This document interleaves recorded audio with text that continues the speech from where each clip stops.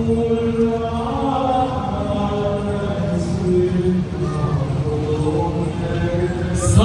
Maria Salome.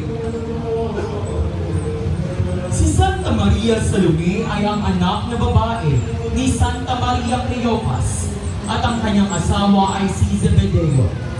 Kanyang naging mga anak sina San Juan Evangelista at Santiago el Mayor.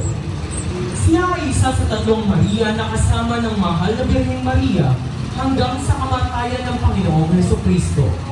Ang kinografiya ni Santa Maria Salome ay tangan-tangan niya ang walis bilang tanda ng paghahanda niya ng pagdidibingan ng Panginoon. Ang imahe ni Santa Maria Salome ay nasa pangalaga ng Pamilya Cruz na nayon ng Matungaw. Santa Maria Salome, ipanalangin mo kami.